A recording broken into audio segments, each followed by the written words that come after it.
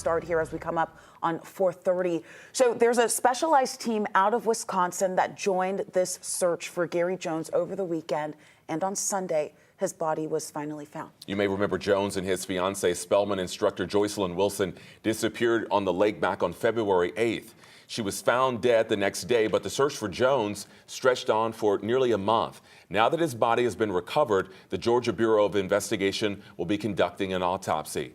11 Alive's Molly Oak joining us live tonight from the GBI headquarters. So Molly, I know you spoke with the man who found Jones's body. Why particularly was he interested in this case?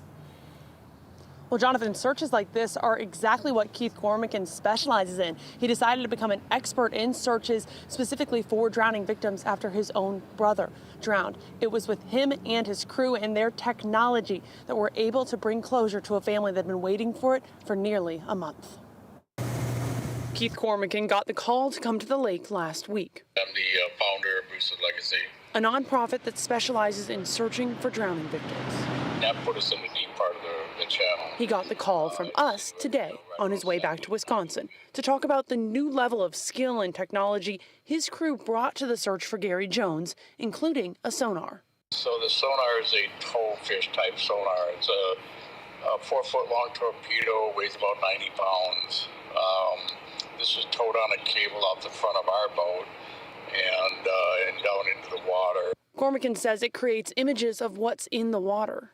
But these towfish type sonars are very tough to use in underwater forest, which we knew that this lake had. Even so, after less than 2 days of searching, Cormican and his crew got a hit on Sunday. And then we deployed the ROV and found that it was Gary.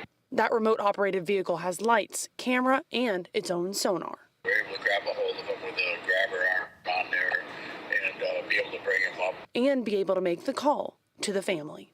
You know, it's one of those bittersweet moments that, you know, we're excited because we know it's him. And then, it's a matter of realizing, that, the family's going to, get their loved one back now after almost a month later.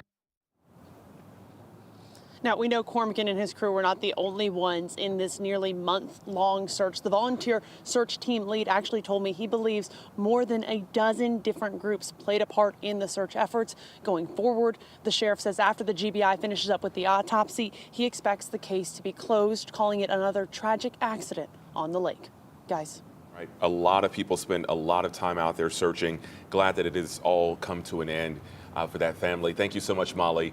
The president of Westminster, where Jones taught for more than 2 decades, released a statement today saying Jones was a beloved teacher, a colleague, and a friend, and they are grateful for the skill and persistence of the search teams, as well as those who kept their school in their prayers.